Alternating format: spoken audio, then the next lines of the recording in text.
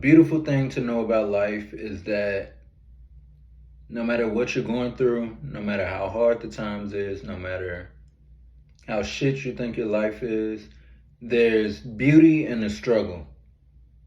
There's beauty in the pain. There's beauty in the confusion.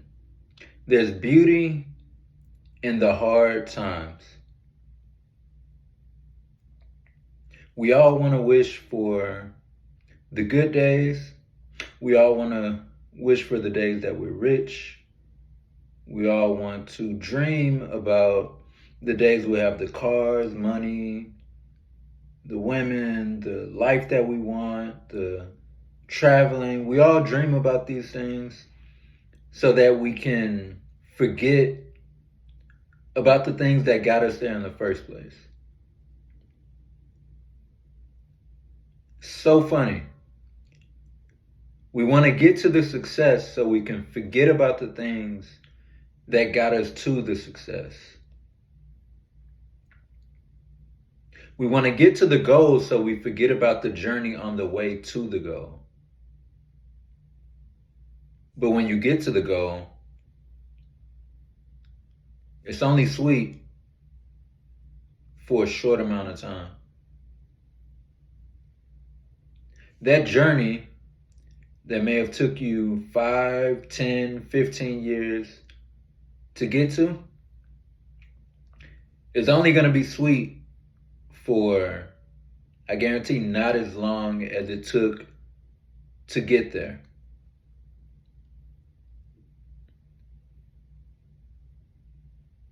When in reality, if you look at things, the real glory, the real gifts, the real juice, the real reward from going after that thing came from that dash. You have the beginning, you have the dash, and then you have the ending. Or the start, the journey, and then the reward. That dash is everything. That dash is everything that you're looking for in the end. That dash contains everything that you're looking forward to getting at the goal. Life is funny. Life is backwards. Life is not what you think it is. Life is a box of chocolates. You never know what you're going to get.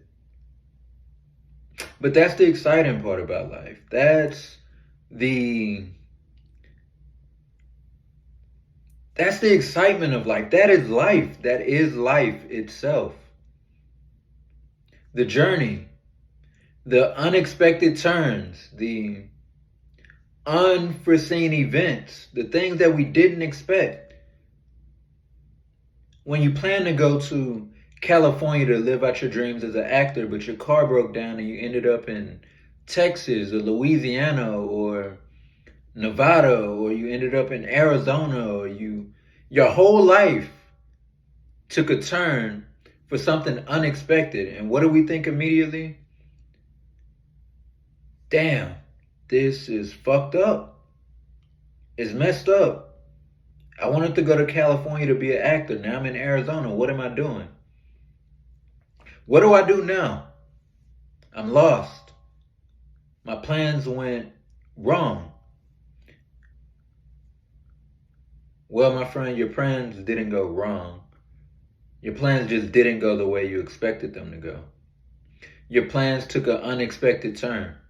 And who's to say that turn wasn't for the better? You see, we get so attached to what we want and what we think things should be, how we think everything should be. We get attached and we get tunnel vision and we get zoomed in and focused and we miss everything else.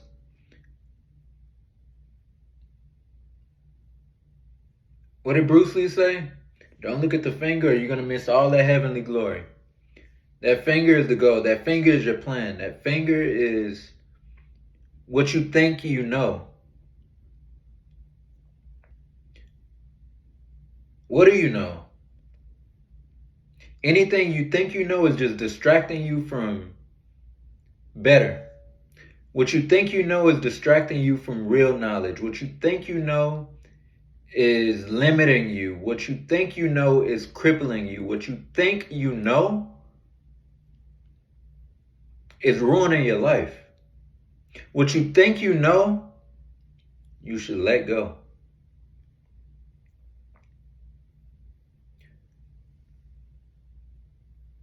Life is better. Life is greater. Anything you do, anything you want, anything you are going for, anything you want to say to someone, anything you want to achieve is a million times better when you do it without the mind. The mind is a trap. The mind has a million ways to trap you. And we think our mind is our best friend. We think our mind is our biggest asset. We think the mind is our savior.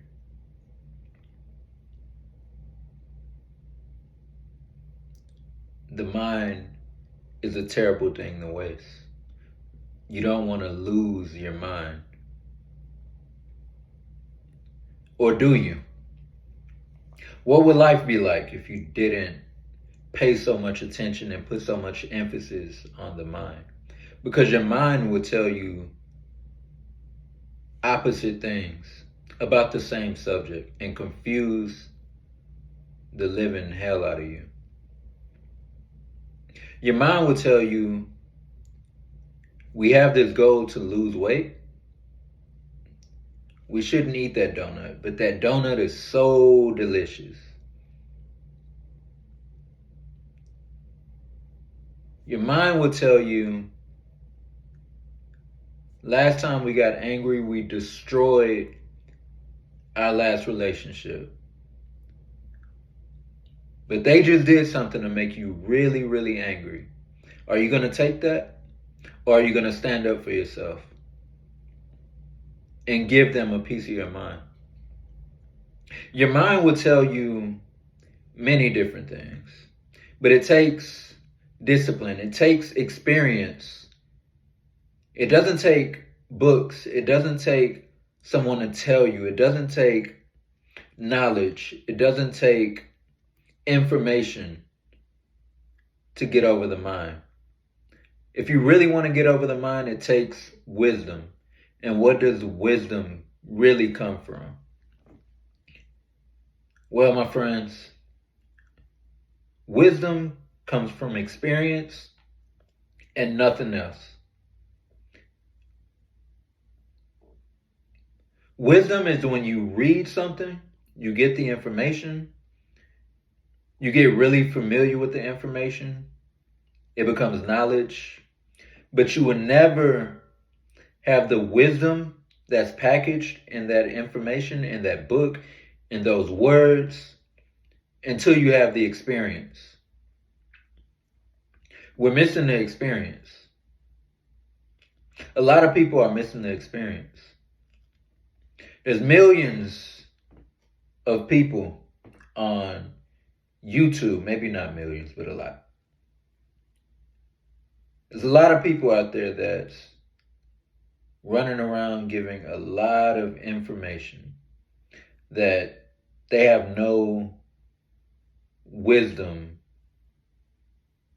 about. It's something they heard, it's something they read, it's something they watched, something they thought was a really good idea, something they thought they knew.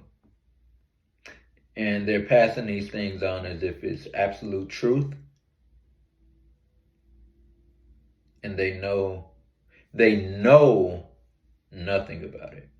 They've learned about it. They think they know. And they're out here passing the information along as if it's law. The world is a very dangerous place right now because of that.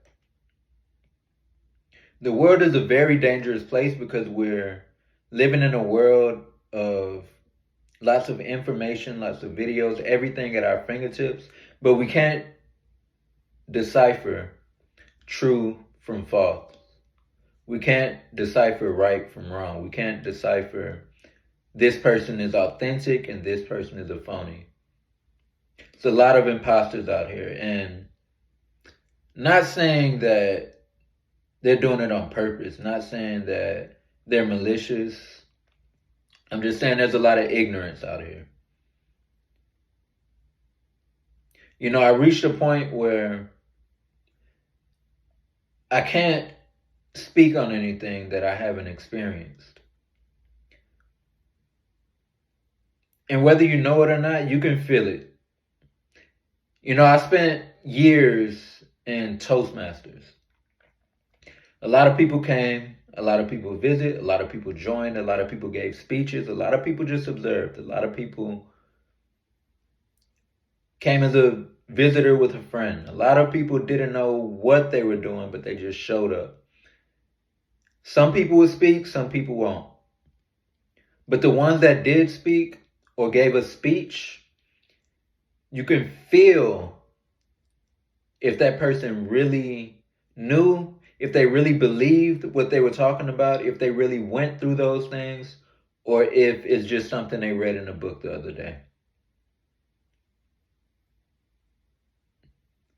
A speech shouldn't require you to write out everything word for word and memorize it and then give it. And then recite something that you wrote down. No. A speech, a real speech, should come from inside. It should come from a place that you can't point to. It should come from a place that you can't describe. It should come from that really authentic place in you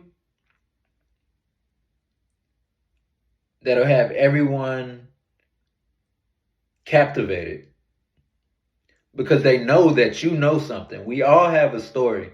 We all have experiences. We all have unique lives. We all have unique experiences that we should share. The more experience that is shared among the world and people, because even if two people went through the same situation, they had completely different experiences.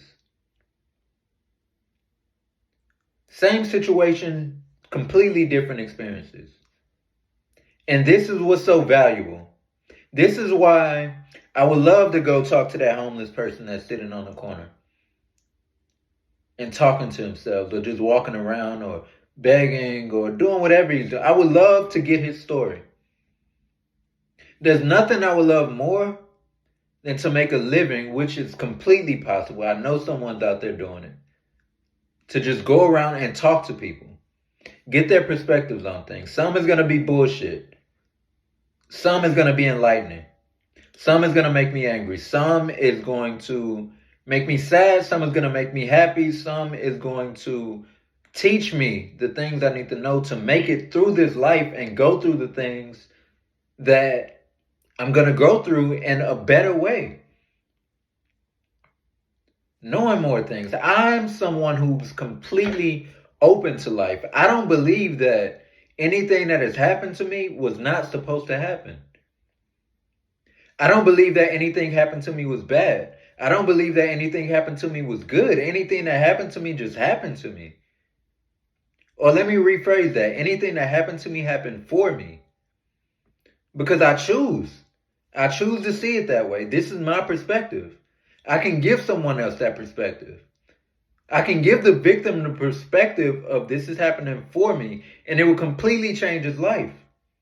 His or her life, whoever. I've gone through what I've gone through in life, and I recognize that when I speak with people, they change. And I'm not saying anything profound to them. I'm not saying something that I recited. I'm not telling them anything that I read. I speak from that place, wherever that place is. And people change.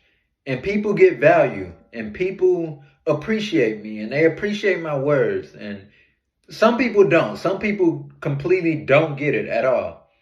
which is also fine. They're not for me. It wasn't meant for them to get it. I don't have the answers to life. You don't have the answers to life. Stop trying to figure everything out. It's great to have a plan. Congratulations, you have a plan. Go for that plan with everything you got. Go do it. But if things don't go your way, don't complain about it.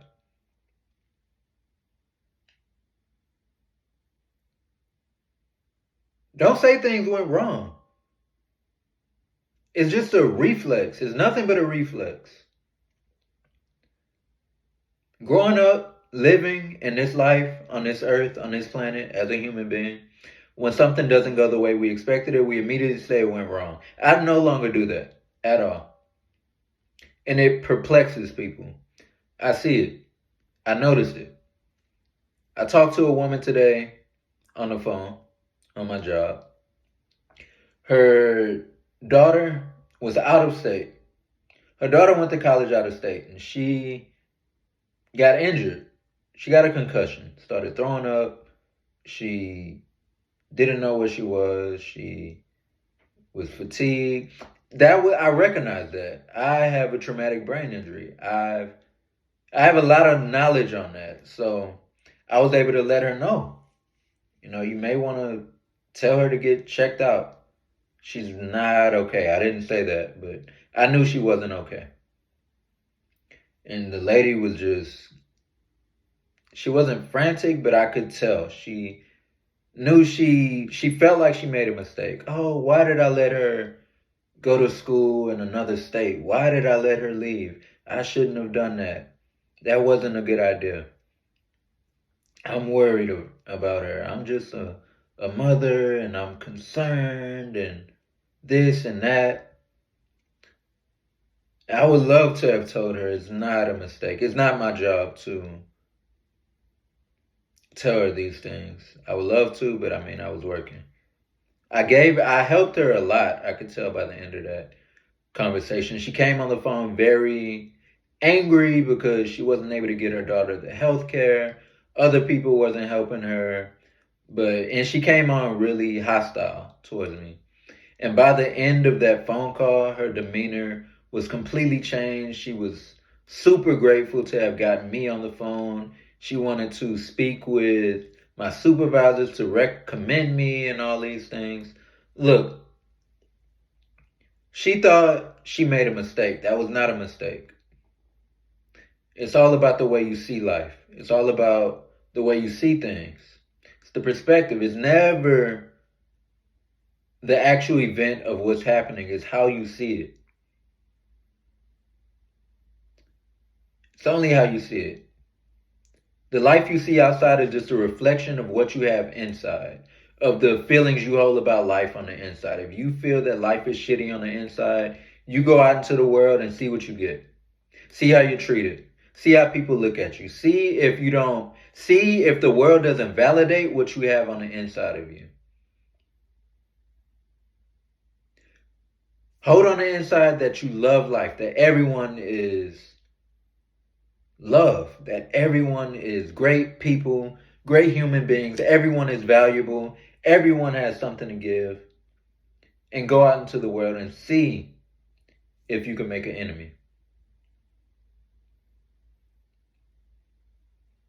How have you been speaking to yourself? How do you see the world? How do you see your work? How do you see your life? How do you see your body? How do you see yourself?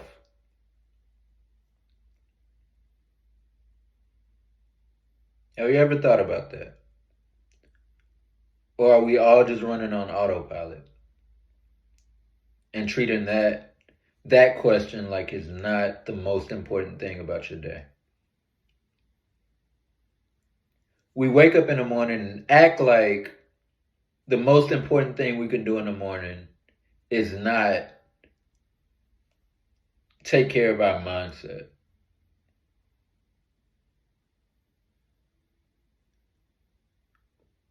You know, everything is changing.